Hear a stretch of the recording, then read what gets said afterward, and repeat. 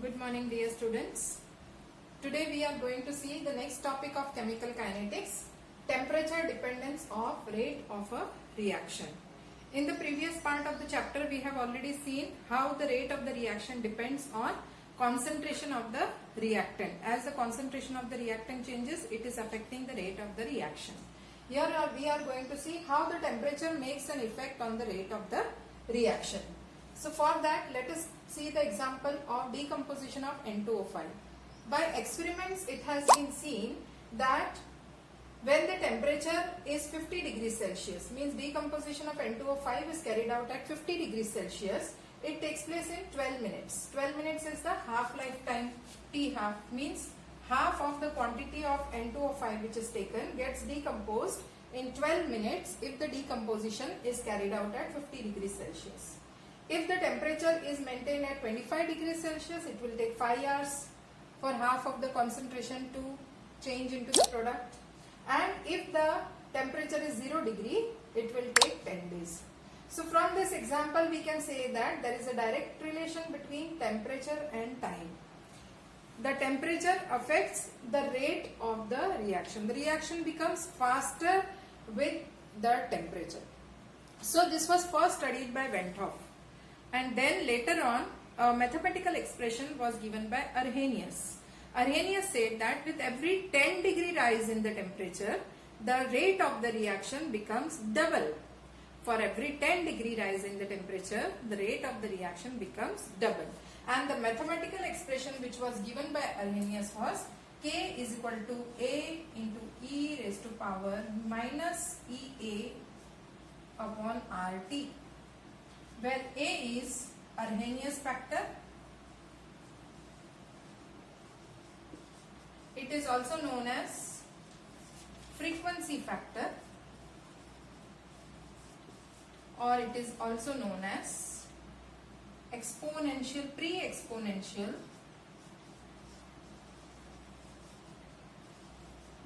factor. K is, as you all know, it is the rate constant. EA is the activation energy.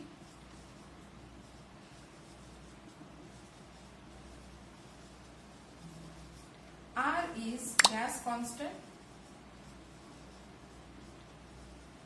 And capital T is temperature in Kelvin. So this is the Arrhenius equation which relates the rate constant K with the temperature in Kelvin. Now here there is an important term EA. EA means it is the activation energy. Let us see something about the activation energy. What is activation energy and how it is related with the reaction.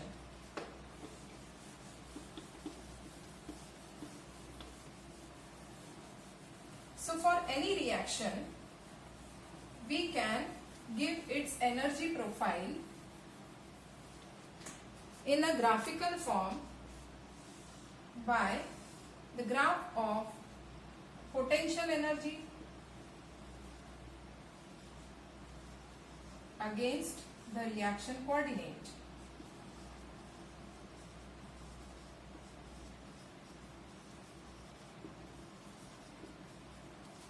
This is the energy profile of a reaction.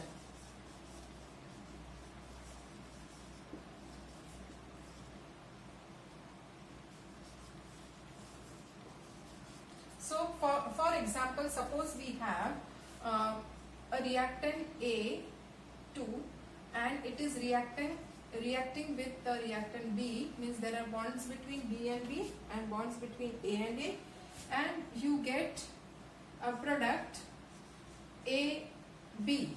But before this AB gets formed, there is something which gets formed is the bond between A and A is not broken completely yet, and the bond between B and B has not broken completely yet, and the bond between A and B has started forming and A and B has started forming. So this is known as a reaction intermediate.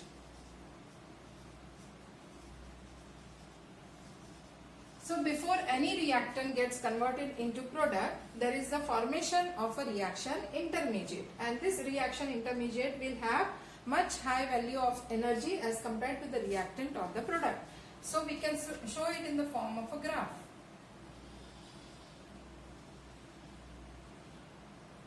Let this be the energy of molecules, reactant molecules A and BB, and then this is the value of energy of the intermediate, and then this is the product which is formed AB. So the reactant molecules, they are having themselves a particular value of energy before the reaction starts, that is the average kinetic energy of the molecules. Now these molecules, they collide with each other and they form an intermediate. Now in order to collide with each other so that the reaction intermediate is formed, they require some amount of energy for that collision to be effective. Means if suppose there is a door which is closed and it has to be opened, then a certain amount of energy is required to open that door. Same way, for the molecules to give product, they need some particular amount of energy for the collision between the molecules so that the product gets formed via the formation of reaction intermediate. So these molecules, that is the reactant molecules, need to gain some energy, or we can say that when the molecules will gain or will have a particular amount of energy, means this value of energy when they will have, they will form the intermediate, and this value is known as the threshold energy. Means whatever value they have to acquire in order to form the intermediate, that is the threshold energy. Now already the molecules are having some amount of energy. Their energy is not zero. They possess some value of energy with themselves. So in order to reach to the threshold energy value, they need to acquire some amount of energy. Means this value of energy they have to gain in order to form the intermediate. And this value is known as the activation energy. So the molecules require to gain activation energy in order to form the intermediate. So what is the threshold energy? The threshold energy is that value of energy when the reactants will get converted into the intermediate. And what is activation energy? The activation energy is that value of energy which is required by the molecules to be gained in order to get converted into the intermediate. Or we can say activation energy is the difference of the average kinetic energy of the molecules, which the molecules are already possessing, and the threshold energy. Means activation energy is equal to threshold energy minus, this is the active kinetic energy or average kinetic energy of the molecules.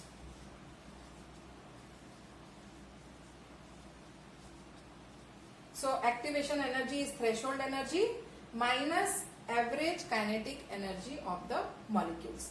Now once the intermediate gets formed, then it will lose certain amount of energy, and that is why the graph goes down now, and then it will give products.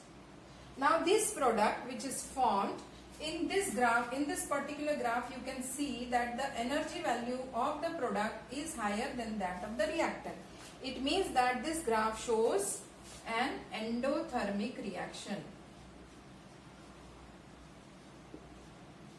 Whatever energy the reactant molecules were possessing, as compared to the reactant molecules, the product molecules have more amount of energy, means energy has been absorbed, and so it is an endothermic reaction. But in case if this graph would have been like this, this is the value of the energy of the product, then you can see as compared to the reactant, the energy of the product is less, means energy is released. So we can say that this is an exothermic reaction. So for endothermic reaction, the value of energy will be above, higher as compared to the reactant, and for exothermic reaction this graph will be lower, or the curve will be lower. Means if it is endothermic it will be like this, if it is exothermic it will be like this. Okay, so this is about the energy profile of the reaction. We have discussed the energy profile of the reaction, wherein we saw that for any reactant to get converted into products, they have to first form the intermediate. Intermediate has a very high energy. So in order to gain that much energy, or in order to provide sufficient energy collisions between the molecules, the reactant need to gain certain amount of energy. How much energy they will gain? So that their energy becomes equal to the threshold energy. So how much energy they will gain? They will gain equal to activation energy. And once the intermediate gets formed, then it again loses energy and it gets converted into products. And the products, the energy will be less than that of the intermediate, but the product may have energy more than the reactants or less than the reactant. It will depend on whether the reaction is endothermic or exothermic. Now, all the molecules which are present in the reaction mixture, they may not have the same value of energy, and there are millions and millions of molecules in the reaction mixture. So it becomes very complicated, it becomes very complex for us to talk about the energy possessed by each molecules. So Boltzmann and Maxwell, they gave a distribution of the energy among the molecules of the reactant in the form of a graph. So this is the next graph, and this graph shows the kinetic energy of a particular fraction of molecules.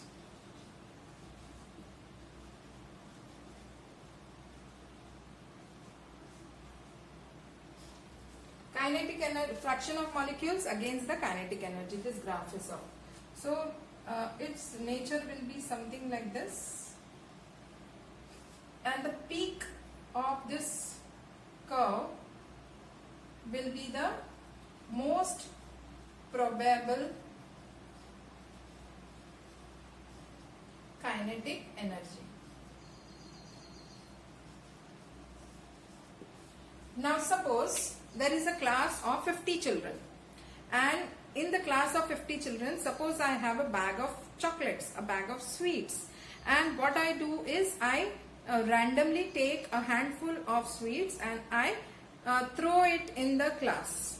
Now all those 50 students which are there in the class, they may not get the equal share of sweets or equal share of chocolates. Some may be able to hold 5 chocolates, or some may be able to hold some 10 or 5 or 3 or 2 or 1, and some may be there, they may not get any. So if I have suppose 1,000 chocolates with me, and I am just randomly putting it into the class or throwing it into the class, the number of chocolates which will be obtained by different students will be different. Okay, there may be some students who may get the same number of chocolates just by accident. Yes. So there may be some 5 children who have got 10 each. There may be 15 children who may be getting 50 chocolates each. So there may be group of children in the class who may be getting the same number of chocolates. So that is what is, we can plot a graph that the number of sweets, suppose I had to plot the graph of the example which I have given you just now. So the fraction of molecules, suppose there are 50 students, or let there be 100 students in the class, then suppose 10%, means 10 students, they got 4 chocolates each,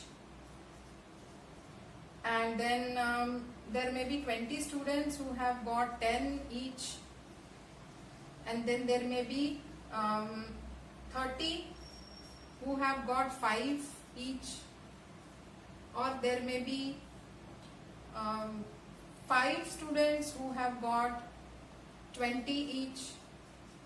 So like this you may get a number of values for the number of students getting a particular value of chocolate. So if I plot number of chocolates, and here there is the fraction, or in this term we can even take percentage of students, then let us have the values 5, 10, 15, 20 in this way, and here I have the number of chocolates. So number of chocolates is 2, 4, 6, 8, 10, in that way. So here I can see that 5 students, they have got 20 chocolates. So 5 students, it will be again going for the 12, 14, 16, 18, 20. So 5 students, they are getting 20 chocolates. Okay, and then 30 students, so 30, 25 and then 30 students will get 5 chocolates. So 5 will be somewhere here, so 30 will get 5, and then 20 students are getting 10. So 20 students are getting 10 chocolates each, so it will be here. So in this way we can plot a graph of the fraction or the percentage of students with how many chocolates each one is getting. So now let us come back to what I mean to say is, like if we are plotting the fraction of molecules against the kinetic energy, we will come to know that what fraction of molecules are having a particular value of kinetic energy. Like for example, suppose this is the fraction of molecules, then they will have this value of kinetic energy. And then if this is the fraction of molecules, fraction means 1/3, 1/4, 1/8, whatever. So this fraction of molecules will have a kinetic energy value of this, whatever. Let this be K1 or E1, and this be E2, and this fraction is let this be 1/9, and let this be 1/8. So E1 is the kinetic energy of the fraction of molecules which are of the value 1/9, and E2 is the kinetic energy of the fraction of molecules of the value 1/8. The most probable kinetic energy is the energy which is possessed by maximum, this is the maximum fraction of molecules, which is the most probable kinetic energy. But it does not mean that all maximum molecules will have the most will have the activation energy. This is maximum molecules are having this value of kinetic energy, that is let it be E4 value. So this is the maximum fraction of molecules. Like for example, let us take in the form of a pie chart. So in a pie chart, let this be the maximum fraction of molecules, and this is other fractions. So this fraction has a value of E4, and let this be the value of activation energy EA,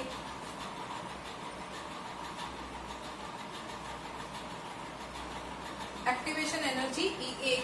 So these are those molecules, fraction of molecules which possess the activation energy EA. Now, so understanding by this that activation energy, how many molecules or how many fraction of molecules may be possessing, this is the fraction that may possess the value of energy equal to the activation energy. Now, if we want to increase the rate of the reaction, it is necessary that more molecules get this value of activation. Means if more effective collisions between molecules, more number of molecules need to react so that the reaction becomes faster in a given time. So more number of molecules should come into this range. If more number of molecules are going to come into this range, then this will become small. It means that the peak will become less.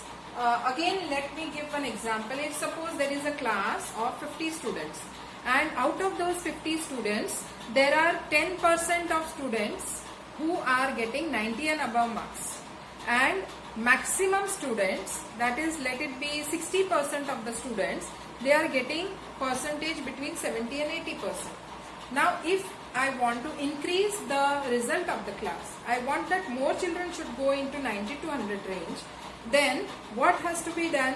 I have to train the students, or I have to give some motivation so that they start studying, and then more number of students shift into the range of 90 to 100%.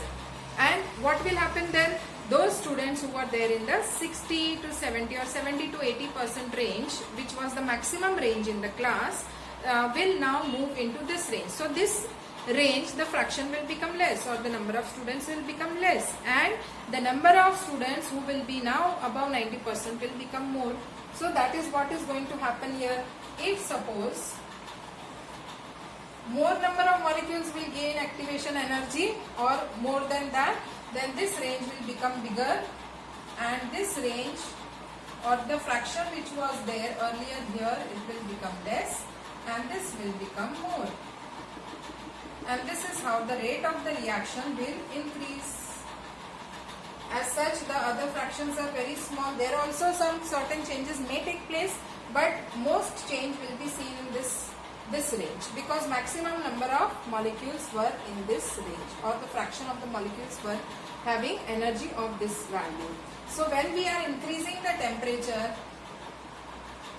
suppose initially the temperature is T, and now we are increasing by 10 degree, this is what will happen. Now let us see the same thing with the help of a graph.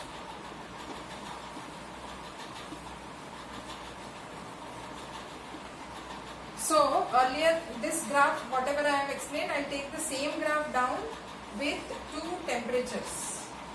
So earlier we had a graph in which we are having a peak over here.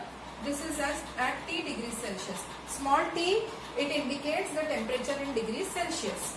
Now, if I am increasing the temperature by 10 degree, whatever this peak is, it will go down, because now the number of molecules who are having this value of energy, they have become less, and more number of molecules will go into this range. This is, let it be the energy of activation.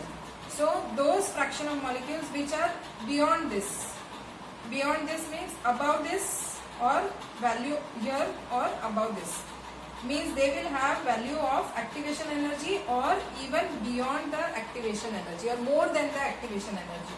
So as you can see, the first graph, there will be less number of molecules, or less will be the fraction, and now this part will be added to this value. So more number of molecules are getting the value of energy of activation, or even more than that. When this will happen?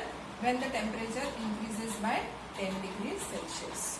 So this is how shifting of the molecules take place with energy of activation equal to or more than that of the activation energy. Molecules, more number of molecules will go into this range. And this is how the rate of the reaction also will get affected. Now let us come back to Arrhenius equation. So we had Arrhenius equation for rate constant.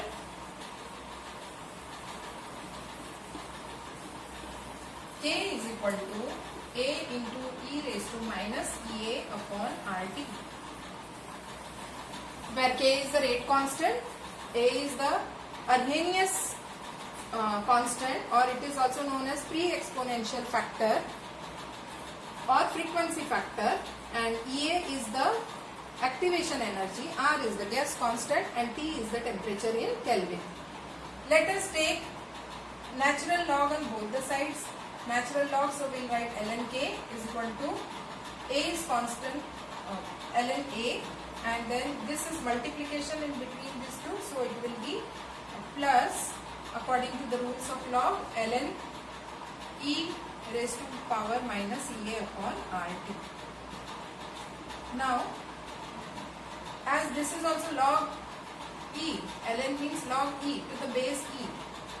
Log to the base e is ln, and so this will become 1.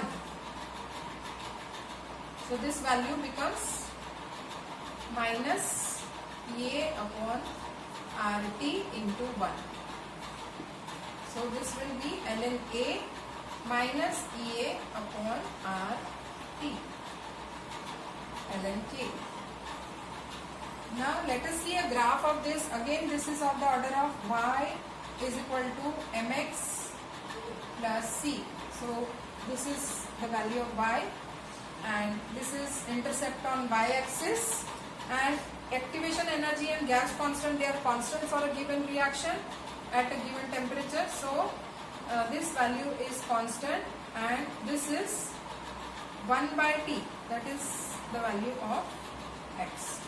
So, and as minus sign is there, the slope will be negative slope, downward slope. So the graph will be of this type with ln k on the y-axis and 1 by t on the x-axis. The slope of the graph, slope will be equal to minus EA upon R, and this is the intercept on the y-axis, and this value will be ln. Now instead of ln, if I take log to the base 10, then I multiply by 2.303.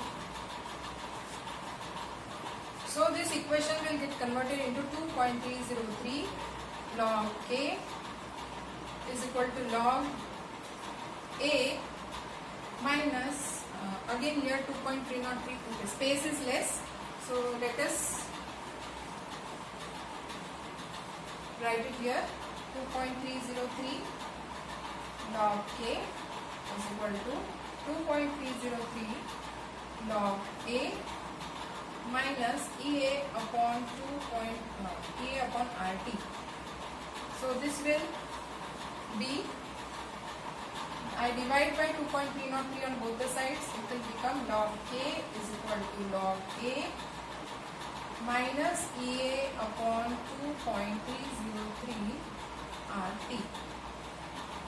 So another expression we are getting in terms of log to the base 10. So if I plot the similar graph for this, then instead of ln k, I will take here log k, and instead of ln a, it will become log a, and the slope will be minus EA upon 2.303 R. So children, you have to remember what times which coordinates are given on the x-axis, y-axis, and according to that you decide the slope and what is the graph of. Okay, now further, if I take this same equation for two different temperatures, the rate constant will change with the temperature.